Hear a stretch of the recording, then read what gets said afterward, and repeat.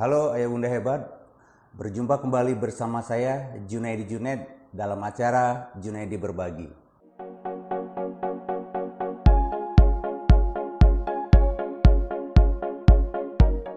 Pada topik kali ini, saya ingin berbagi tentang bagaimana melatih bicara pada anak autis atau Autism Spectrum Syndrome atau anak yang mengalami keterlambatan bicara. Ya tentu saja kita harus melakukan banyak hal untuk melatih anak kita agar bisa berbicara.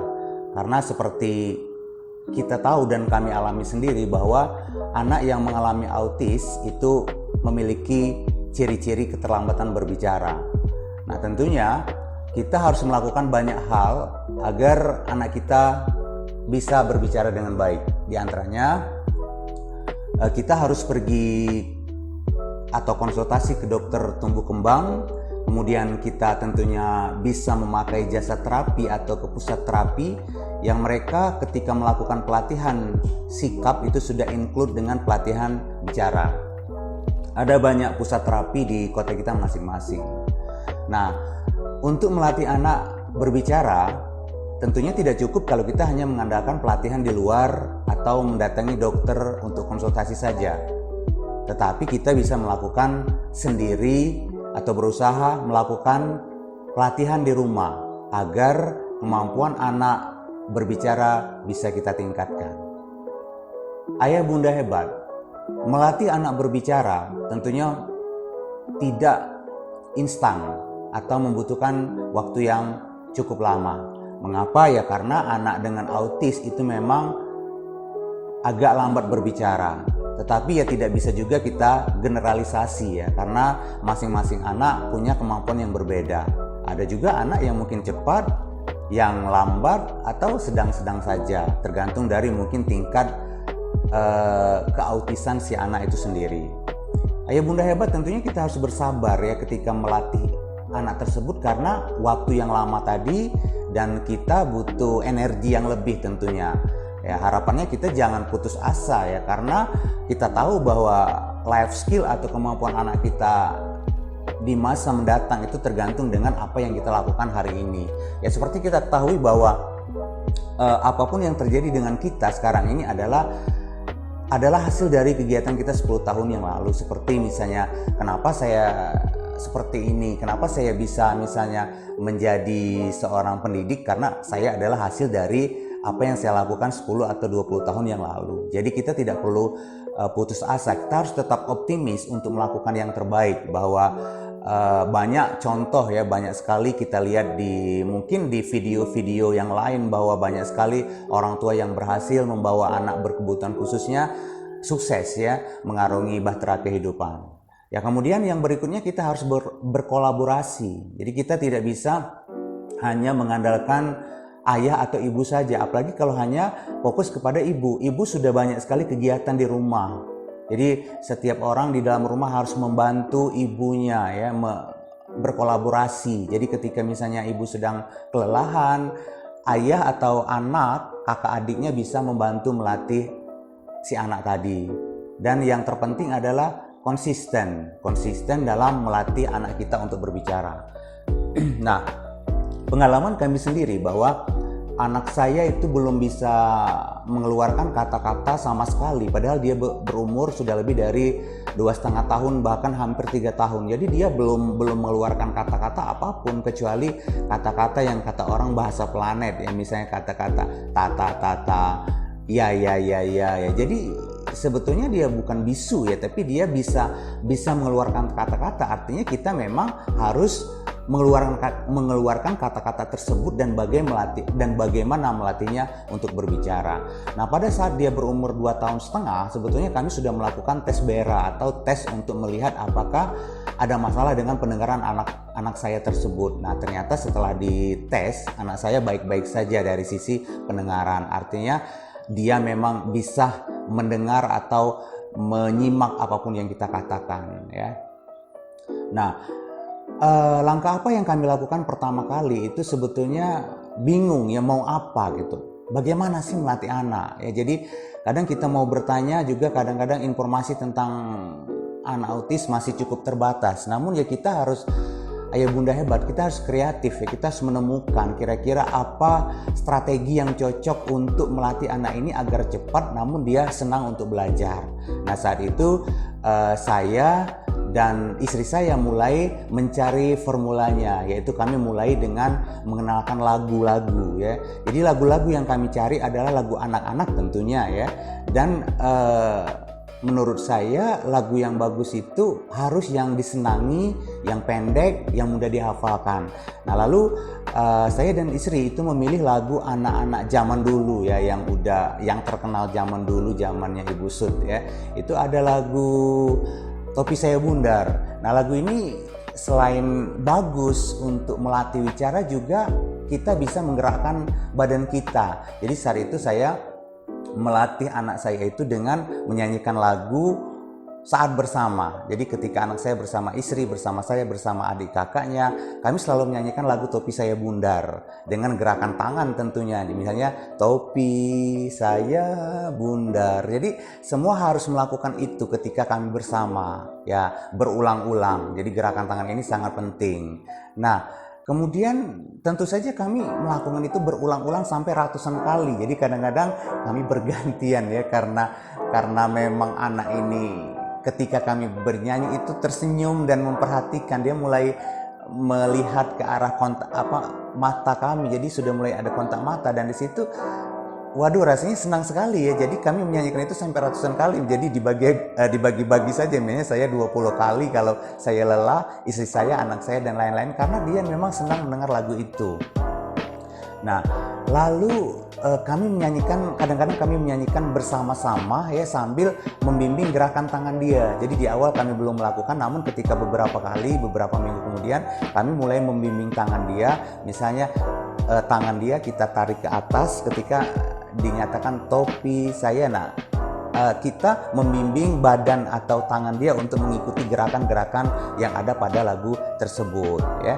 Nah ini ternyata dampaknya positif sekali ya. Si anak saya itu mulai merasa senang ya, dan senang sekali kelihatannya karena dia sering tersenyum ketika kita menyanyikan lagu tersebut.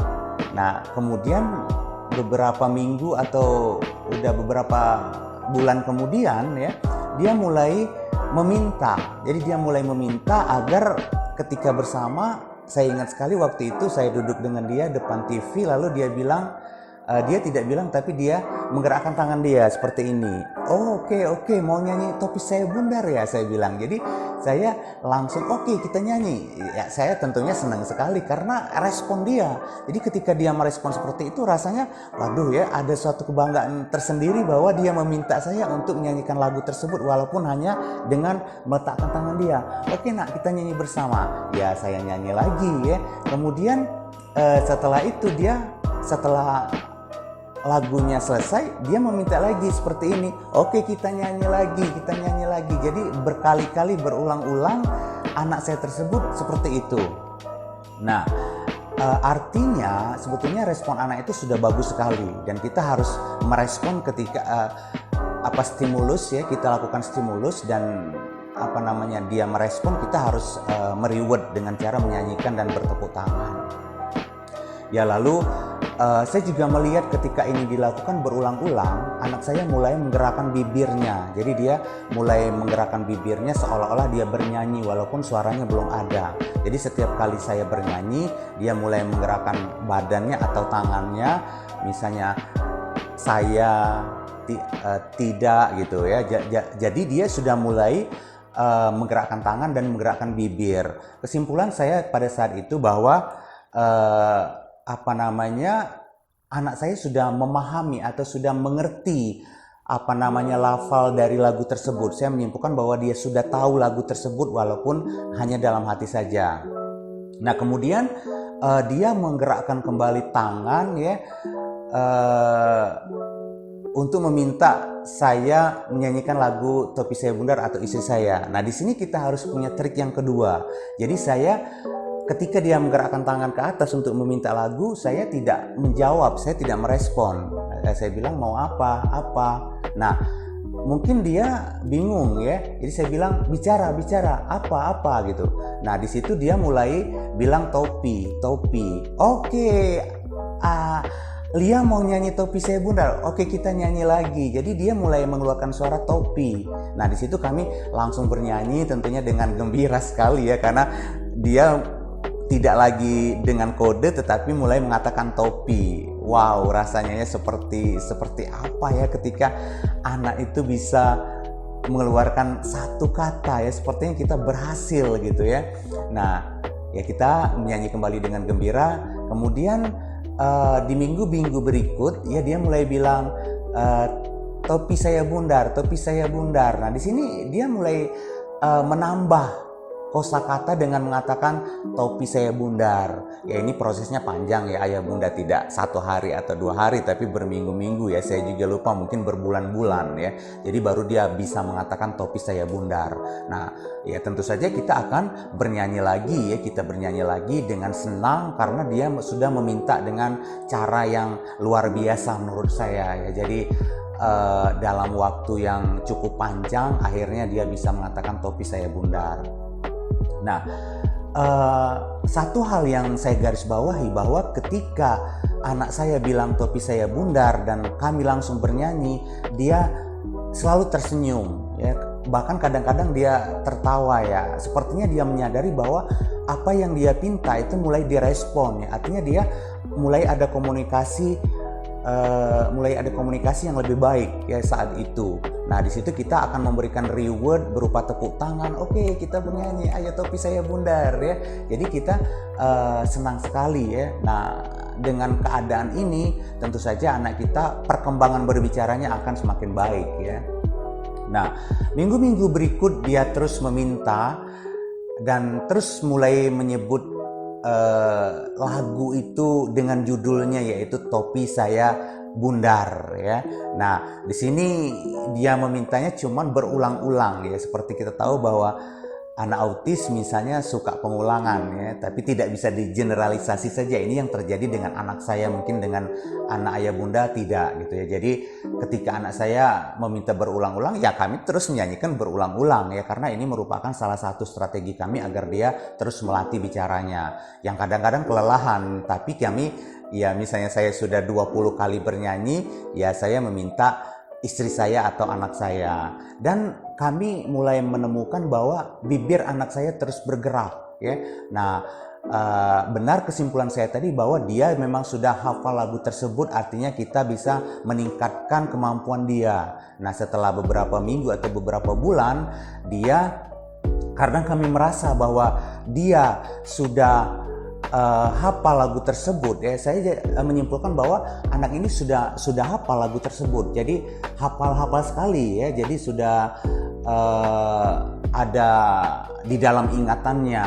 Nah di sini kita harus mulai menyadari bahwa kita mulai meningkatkan pada level selanjutnya. Jadi kita jangan terputus hanya pada lagu tersebut, atau maksudnya hanya fokus kita, goal kita adalah bagaimana agar dia bisa berbicara. Nah, jadi kita harus melakukan strategi yang levelnya lebih tinggi lagi. Nah, di sini saya mulai menerapkan dengan istri, yaitu caranya dengan bernyanyi terputus ya. Nah, bernyanyi terputus maksudnya bahwa ketika dia minta saya menyanyikan lagu topi saya bundar ya saya akan mulai bernyanyi. Saya bilang topi saya. Nah dia, karena saya diam, saya bilang topi saya, dia diam, saya diam, terus dia bilang bundar. Ya akhirnya lagu tersebut tersambung oleh dia. Jadi bernyanyi terputus ini adalah untuk meningkatkan kemampuan dia mengingat dan mengulang kembali kata-kata yang ada pada lagu tersebut. Kemudian saya bilang bundar, dia bilang topi saya. Oke, saya lanjut lagi. Kalau tidak, dia jawab lagi bundar. Akhirnya saya bilang bukan. Nah dia menyambung lagi topi saya. Nah akhirnya hal ini kami sering lakukan berhari-hari, dan pada akhirnya ketika beberapa bulan kemudian anak saya benar-benar bisa menyanyikan lagu topi saya bundar dari awal sampai akhir. Nah di sini kita bisa simpulkan artinya bahwa Kemampuan anak bisa kita asah dan bisa kita latih dengan catatan berulang-ulang, konsisten, sabar, dan terus berkolaborasi. Nah, setelah kami menyadari bahwa dia memang bisa melafazkan lagu tersebut, maka kemudian kami menambah lagu-lagu yang lain. Jadi kita jangan dulu mengenalkan, kalau prinsip cara kami, jadi kami belum mengenalkan lagu yang kedua atau ketiga, namun kami fokus dulu pada lagu pertama. Nah, kemudian baru kami memperkenalkan lagu berikut seperti lagu Tik Tik Bunyi Hujan, Balonku Ada 5. Lagunya singkat namun mudah dipahami atau mudah dilafalkan oleh anak saya. Nah, Ayah Bunda Hebat sebetulnya cepat atau lambat, pelatihan ini juga tidak bisa digeneralisasi ya. Ini semua tergantung dari tingkat kemampuan anak masing-masing. Jadi ada anak mungkin yang cepat atau juga sedang atau juga lambat. Jadi intinya kita harus melatih secara konsisten.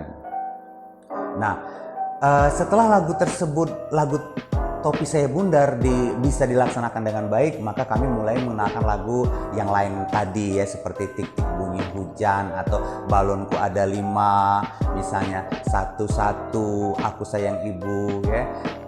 Nah, lagu lama seperti Satu-Satu, Aku Sayang Ibu. Nah, kita mulai bisa mengatakan ini satu, lalu dua, juga sayang ayah, tiga. Nah, ini kita juga mulai melatih dia untuk menghitung ya, mulai memasukkan berhitung walaupun tingkatnya lebih rendah dari itu.